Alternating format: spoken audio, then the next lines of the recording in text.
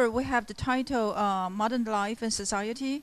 And also with the 5 poems we are reading, I hope to also give you a review of the poetic techniques we are dealing with so far. There are 5 poems, or maybe 6 poems. I'm not going to deal with Tom Steiner. Tom Steiner is a song, like the other songs I included on the syllabus. I think these are songs I like, but I think they are relatively easier. So if you're interested, you are welcome to listen to the songs online and read the lyrics, and usually there are some introductions online for your reference. So today we'll be focusing on 5 poems. Together with E. Cummings, Anyone Lived in a Pretty High Town, will include another of his short poem called Leave on Loneliness. It's a very interesting and simple poem. And all the poems here are grouped under the topic Modern Life and Society. So let me quickly introduce the concept of the modern world or modern life and society. Basically, I want to explain what modern is. And maybe before we even deal with what modern is, let me show you the character, the writers we have dealt with so far in a chronological way. Okay, so here we have the writers on the British side, the American side, but of course some writers are not British or American, and I'll point them out. So we covered maybe 3 centuries, and next semester we'll go backward in time. We'll start with 19th century, backward to 18th, 17th, Renaissance, and Middle Ages. Okay, so you have an overview of a really quick overview of some classical poetry. So we have Walt Whitman and Emily Dickinson. Walt Whitman, the poet of A Noiseless Patient Spider, and When I Heard the Learned Astronomer. Emily Dickinson, we have 3 of her poems, and both of them are really unique poets in the 19th century, or the so-called Romantic period. What Romantic period is, I will explain next semester, okay? And then we have Victorians, late Victorians, like George Bernard Shaw, a late Victorian, and Kate Chopin also is the writer of The Story of an Hour, late Victorian. And after that, the writers we have dealt with can be seen as either modern writers or contemporary writers, okay? By contemporary writers like Felix Cheung, the one who responded to Philip Larkin's days, is a Singaporean poet, a contemporary poet.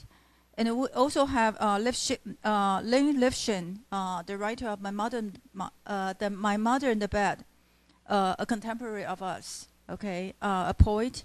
And Garcia Marquez is still alive, a Colombian. He is not American, he is Colombian, okay, in Southern America. And then we have Adrian Rich, the writer of Aunt Jennifer's Tigers. And today we'll be dealing with Szymborska, a Polish writer, a Polish poet who's got a Nobel Prize. Okay, and then we have Elizabeth Bishop, Gwendolyn Brooks, and John Updike. Bishop and Brooks, they kind of crossed the modern and the postmodern periods. You know, they were born in the modern period, or even early on, you know, in early modern period. Okay, but then they crossed to the second part of the 20th century. Okay, and then also Derek Walcott, the writer, who also another poet who's won a Nobel Prize, who is from Saint Lucia. Saint Lucia, yes. I'm not exactly sure of the name. I think it's Saint Lucia, but he's from the Caribbean area. Okay, Derek Walcott. Okay, so the part marked in orange colors, are the so-called modern writers. Usually we see the period as maybe from 1910 to sometime around 1950s and 1960s. But sometimes the poets who were writing in the 1960s and 50s can be seen as modern writers. Some people will mark the Second World War as the end of modern period. Okay, the beginning of the Cold War, and then the world gets more and more complicated after the in the Cold War period and after the Cold War period.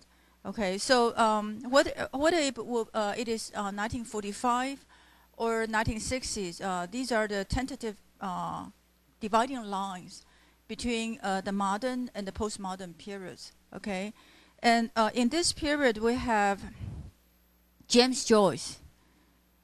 Sorry, there's the image and the names don't match here. James Joyce, the writer of Araby, a very famous Irish writer.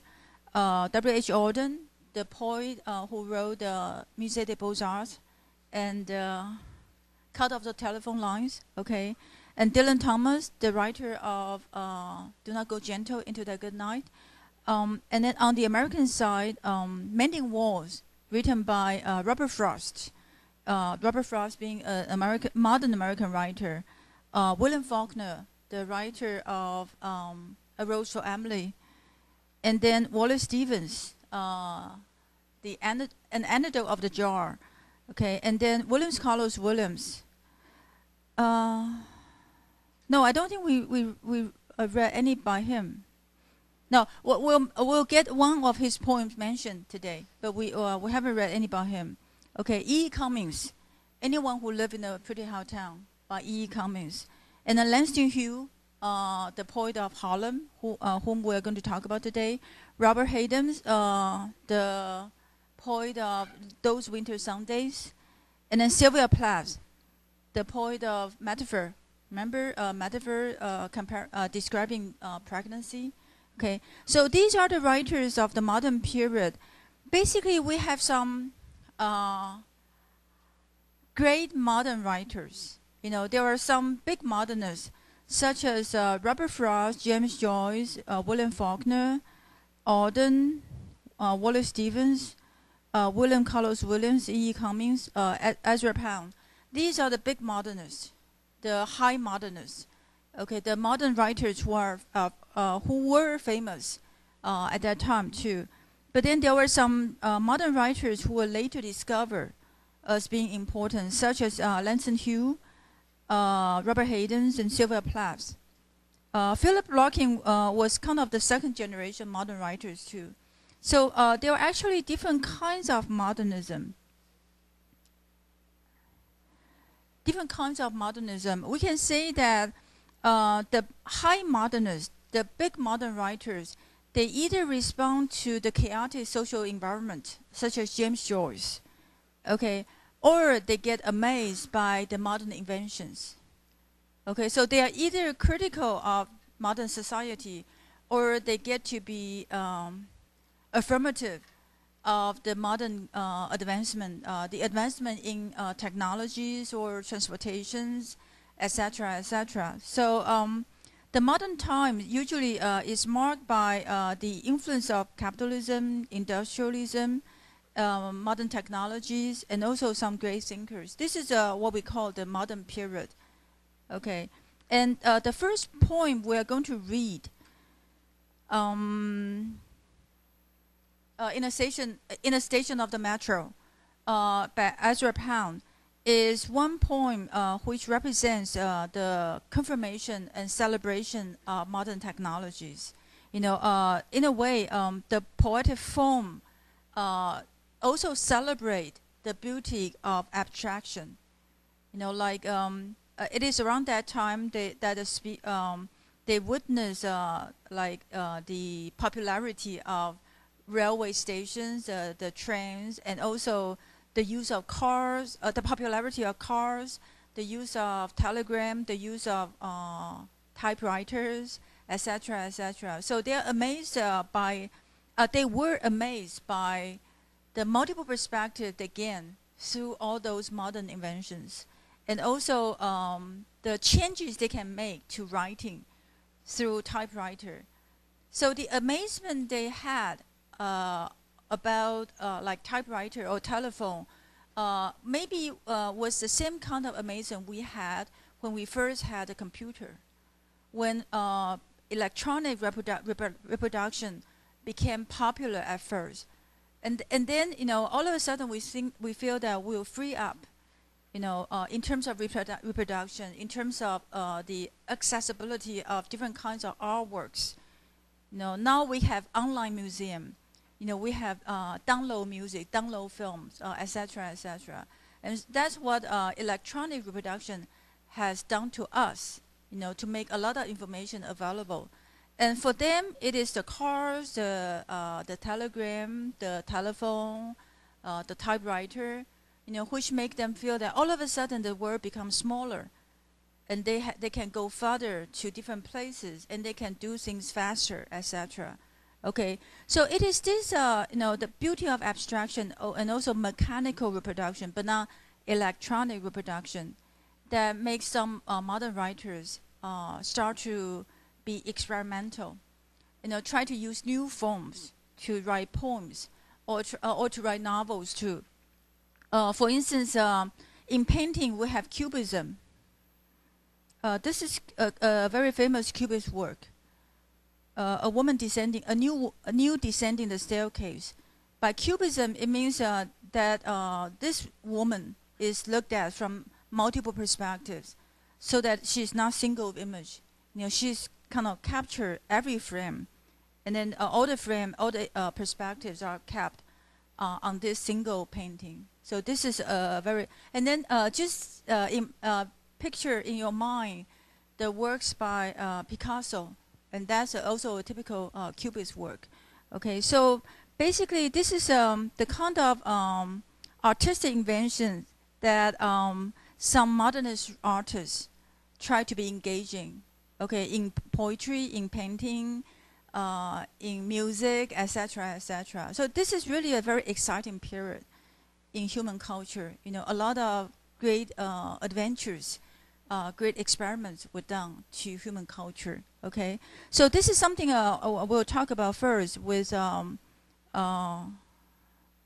the Station of Metro, the first poem. But then also, I think that with literary modernism, one theme that a lot of modernist writers deal with is one versus society. Because some writers, they may be against capitalist society. They may be against the chaos brought about by, like, industrialism or by the wars, by the two wars.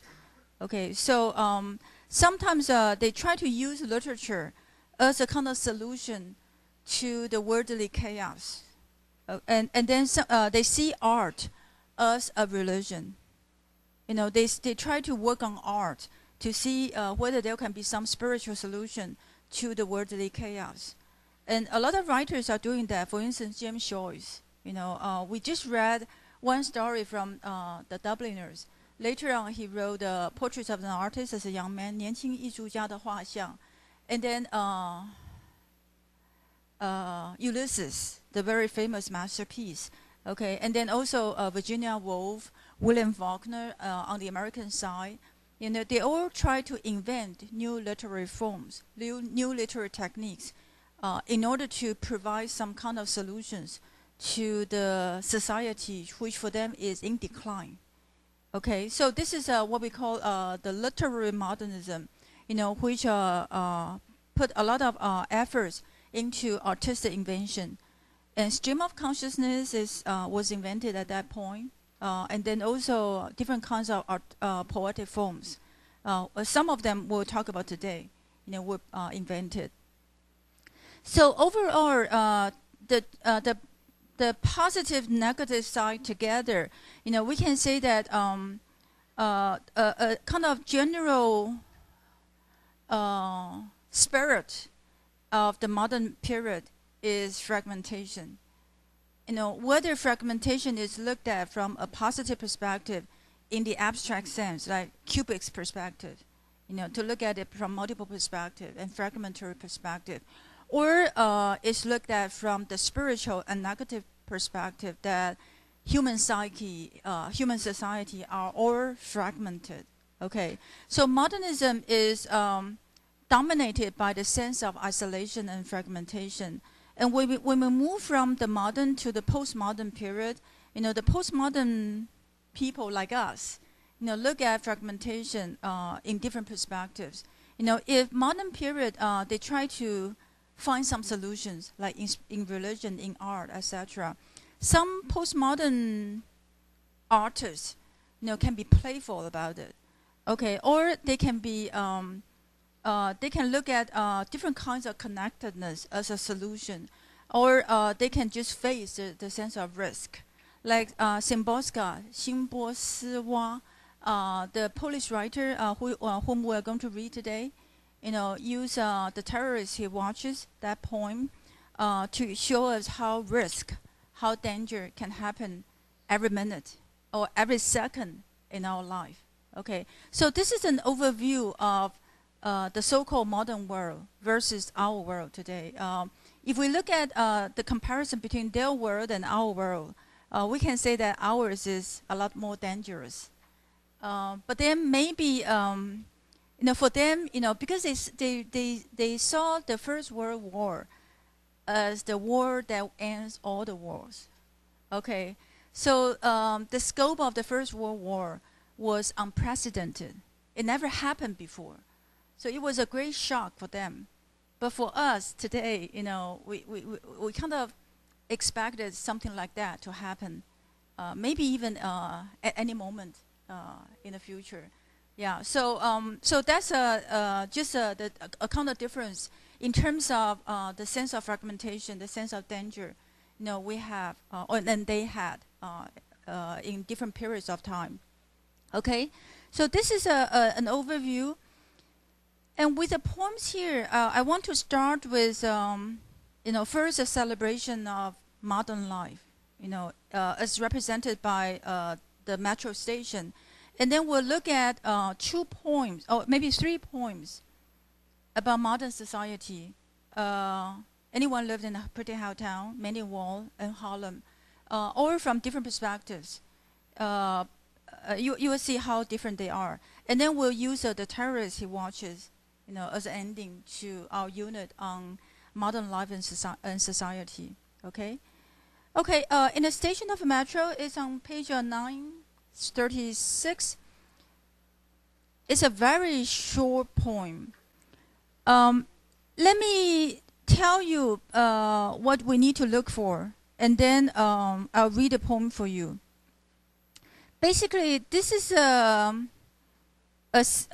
poem about a scene that Ezra Pound saw one time in the station of the metro in Paris. And so metro is the name of the subway system in Paris. And he claims that he described his experience of coming out of the subway car, where he sees people, a lot of people. Okay, and then in his creative process, he started with not knowing how to describe his experience, and then writing a long passage. And then over the long period of time, like 6 months and then 1 year, he shortened and trimmed it, gradually to only 2 sentences, just 2 sentences. Okay, so what we need to see is that in the poem there are only 2 images, 1 image in 1 line. So we need to see what the 2 lines are how the 2 lines are related. How can they be images condensed from his experience of seeing the people, seeing the many people in the station of the metro. Okay, so the images, what they mean, the pattern, the relation between the first line and the second line, and then maybe what this poem suggests about modern life. Okay, and whether you have similar images about MRT station as Ezra Pound did in the station of the metro. Okay, so let's take a look at the poem. I try to provide images that I tend to relate to the poem. But basically, there are only 2 lines, and because the poem is so short, it's kind of like haiku, 匪句, the Japanese poem. So the title becomes important. It's like one of the 3 lines of this poem. Okay, in the station of the metro, the apparition of these faces in a crowd, petals on a wet black bough. Okay, so just these words. So basically, I guess you know the meanings. Only apparition needs a bit of explanation, because apparition has 2 meanings. Apparition means first ghost, ghostly images, but then apparition can also mean appearance. The transient appearance of something. Okay, so there are 2 meanings to the apparition. So you can say that, oh, these faces in the crowd, they are ghostly. Or you can say that they appear. Okay, and then petals on the wet black bough. So these are the words.